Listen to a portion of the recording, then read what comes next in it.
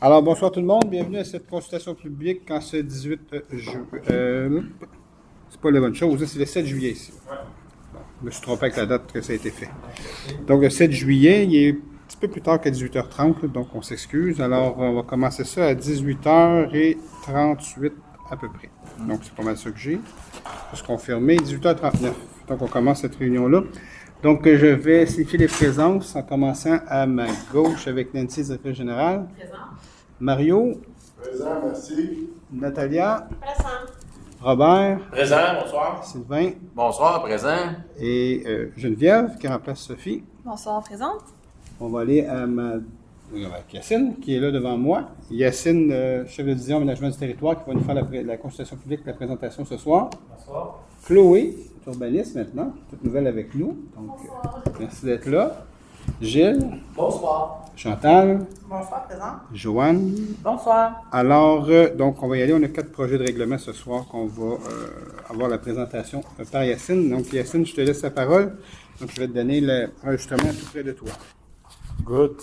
Donc, bonjour tout le monde. Merci d'être présent aujourd'hui à la consultation publique. On va regarder 4 projets de règlement aujourd'hui. Donc, le premier projet de règlement, qui est le numéro 1931-26, qui vient modifier le règlement de zonage 1528-17 afin de modifier les usages permis dans la zone P523. Donc, je vais vous situer la zone P523. Donc, pour ceux qui connaissent le secteur, c'est la zone où est-ce que se situe le centre des aînés Claude Hébert, avec il y a l'école primaire, l'école du Tournant, l'école du Tournant, et c'est bordé par la rue Pierre-Dupuis, Montée-Saint-Régis, Brodeur et rue du Bassin. Donc, ça se situe dans ce secteur-là. Peux-tu le tourner pour que les autres... Non, c'est correct. Donc, la nature des modifications réglementaires, c'est de permettre des usages de type institutionnels et commerciaux, de type installations sportives. Donc, que ce soit des amphithéâtres et auditoriums, installations sportives, gymnases et formations athlétiques. Par la suite, la particularité de cette modification réglementaire-là, c'est qu'on vient y implanter des usages accessoires spécifiquement permis aux usages que j'ai cités plus tôt, qui vont être d'ordre usage restauration avec service complet ou restreint, comptoir fixe en restauration, vente au détail d'articles de sport, service médical, service de soins thérapeutiques. Puis, très important à savoir, c'est que ces usages-là ne peuvent pas exister sans l'usage principal d'amphithéâtre, auditorium, installation sportive. Donc, si cet usage-là principal n'est pas là, il ne peut pas y avoir les usages complémentaires que je nommais par la suite. Donc, c'est la nature de la modification réglementaire aujourd'hui pour cette zone-là.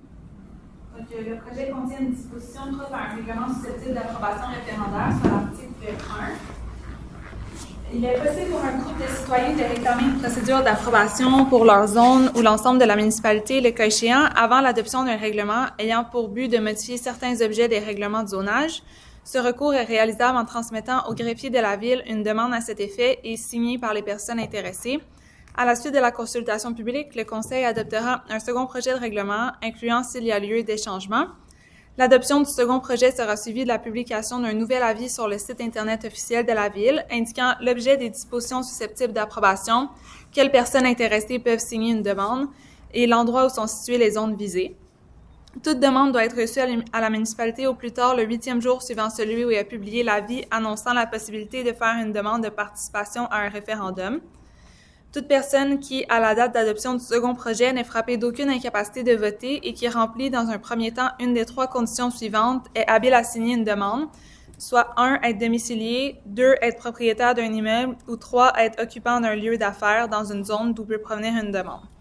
Les conditions particulières applicables à chaque catégorie de signataires seront énumérées dans l'avis public. Toute demande doit être signée obligatoirement par au moins 12 personnes intéressées dans la zone d'où elle provient ou par au moins la majorité d'entre elles si le nombre de personnes intéressées dans la zone n'excède pas 21. Une demande doit indiquer clairement la disposition qui en fait l'objet, la zone d'où elle provient, l'intention des signataires de vouloir soumettre la disposition identifiée à l'approbation des personnes habiles à voter concernées et la demande doit porter la signature des personnes intéressées. Voilà. Est-ce qu'on avait des questions dans la salle pour la modification réglementaire? J'ai des questions? Oui. Non, pas de questions. OK. Parfait. Donc, on va passer au prochain projet de règlement. Donc, c'est le 1932-26. modifiant le règlement sur les plans d'implantation et d'intégration architecturale afin d'exclure les transformations intérieures pour la création d'une unité d'habitation accessoire. Le but de cette modification réglementaire-là, c'est qu'on trouvait inutile, dans le fond, d'avoir cette vérification à faire dans un PIA, étant donné que ça change jamais la surface extérieure ou dans de très rares cas. Donc, il n'y a pas un impact architectural lorsqu'il y a une transformation intérieure d'une bâtisse déjà existante. Où est-ce qu'il y a un impact architectural? C'est lorsqu'on a un agrandissement ou lorsque c'est une unité d'habitation accessoire qui est détachée. Pour ceux qui sont avec nous aujourd'hui du côté des citoyens, l'unité d'habitation accessoire, là, c'est un deuxième logement qui est relié au logement principal. Donc, c'est un tout. C'est pas, dans le fond, un duplex. C'est vraiment un usage accessoire qui... Le deuxième logement doit cohabiter avec le premier logement. Si le premier logement n'est pas là, le deuxième logement n'est pas là, tout simplement.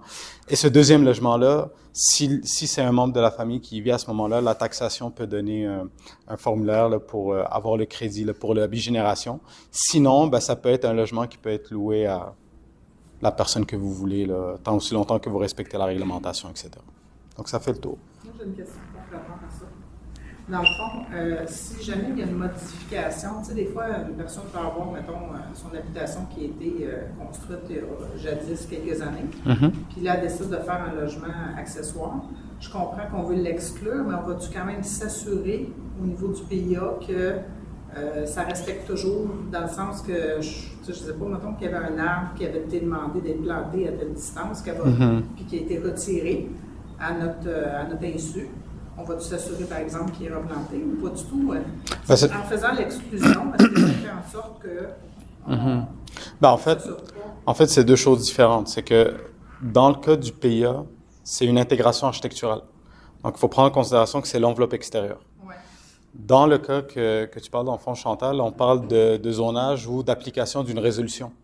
À ce moment-là, c'est des infractions, c'est des inspecteurs qui vont aller sur place, qui vont s'assurer que les travaux ont été faits conformément soit à une résolution du conseil ou soit à un permis qui a été émis. Mais pourquoi ça a été exclu? C'est parce qu'il n'y a pas de transformation sur l'enveloppe extérieure. C'est vraiment à l'intérieur. Et on a une réglementation à l'intérieur là, du côté du zonage, comment ça doit être fait. On a notre règlement de construction aussi qui exige certaines hauteurs plancher-plafond, certaines fenestrations, etc. Donc, ce que je comprends, c'est qu'on ne fera pas nécessairement de vérification réglementaire à savoir s'ils sont toujours corrects sur le demandeur. Puis là, tu parles d'inspection extérieure. Oui, de l'adresse, c'est ça.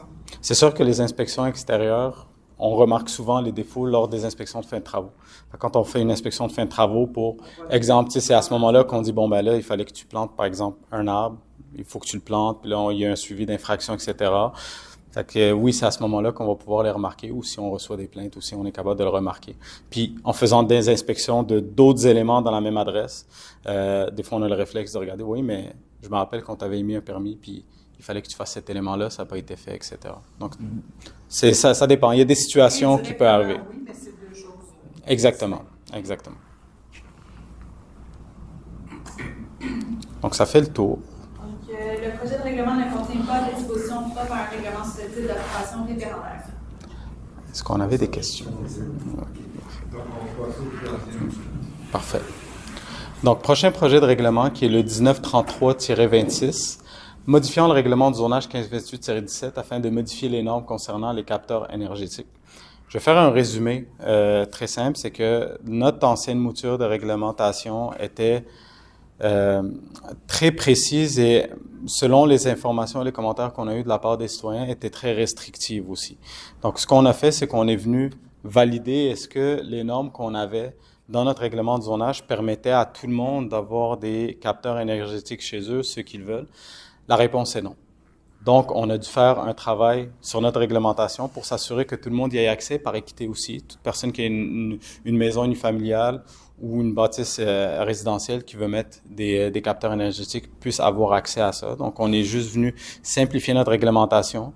Je vous donne la simplification qu'on a fait, c'est toutes les normes d'architecture qu'on avait qui parlaient de façade et tout, etc. On est tout simplement venu laisser la seule norme qui disait que les fils ne doivent pas être visibles.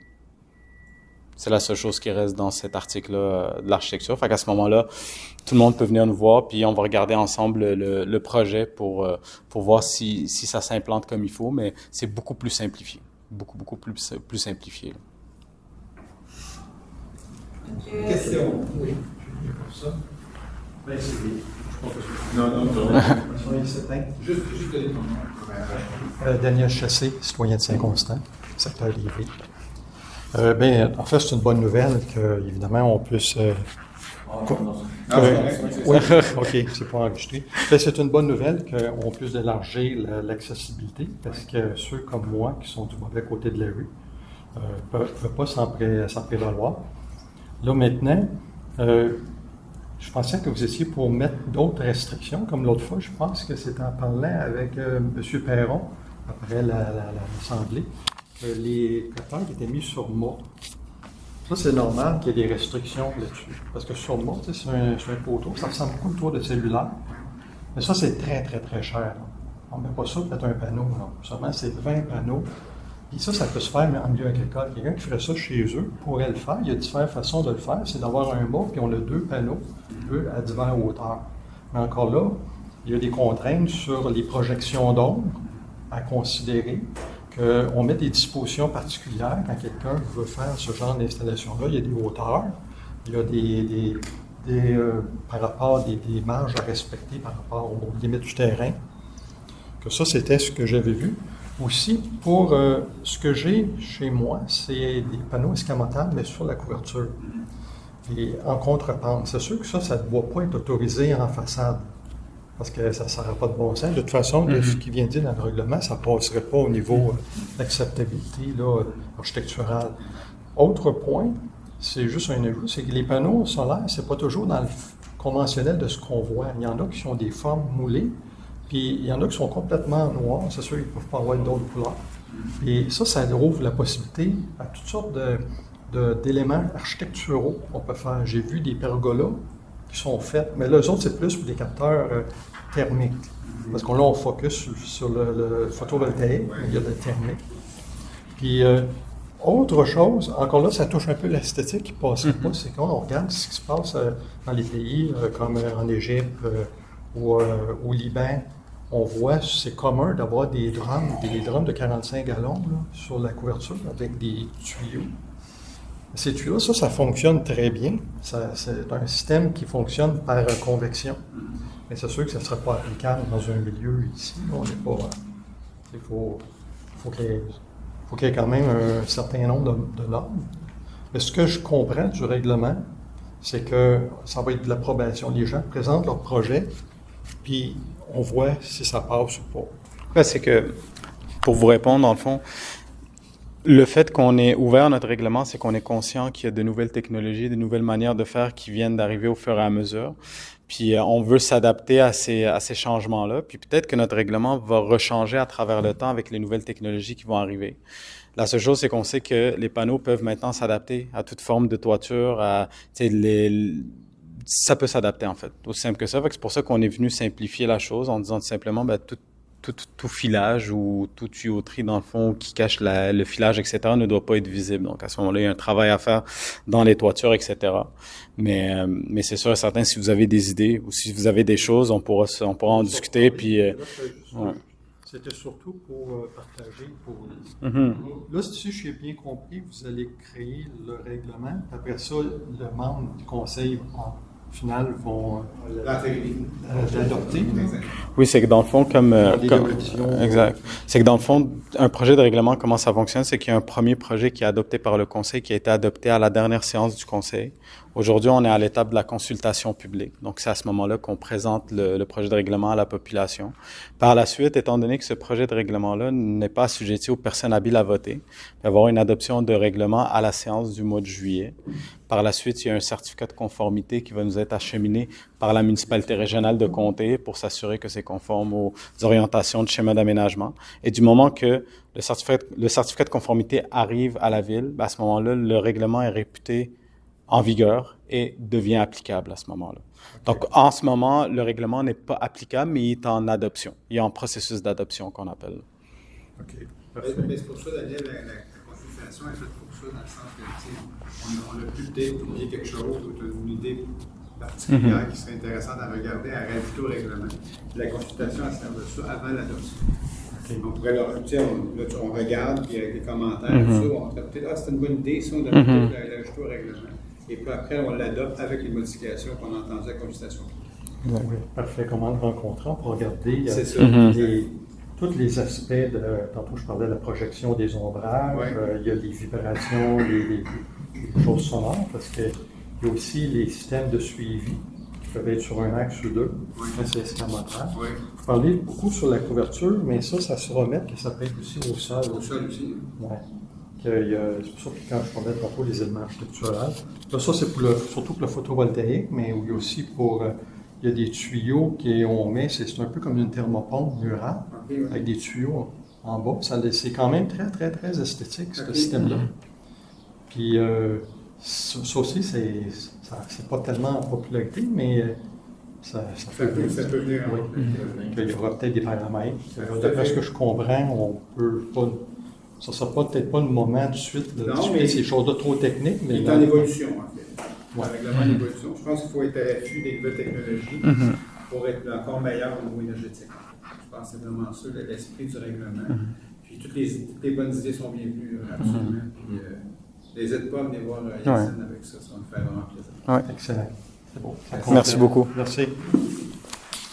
Tu l'as mentionné, Yacine, le projet de règlement n'impose pas de dispositions propres à un règlement spécifique d'approbation référendaire.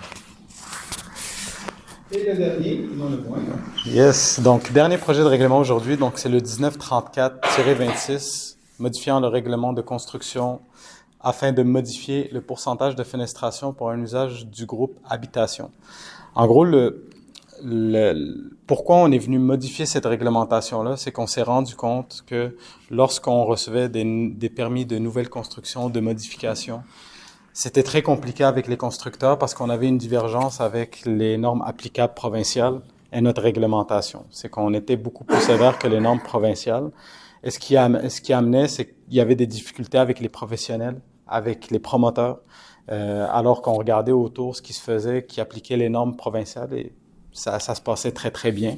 Je vous donne l'exemple, c'est que dans les normes provinciales, on parlait d'une fenestration de 5% sur la superficie, dans le fond, pour les logements habitables ou pour les pièces habitables au sous-sol. Il fallait avoir un 5% de superficie vitrée. Puis, pour les chambres à coucher, c'est 5% de la superficie de la chambre à coucher.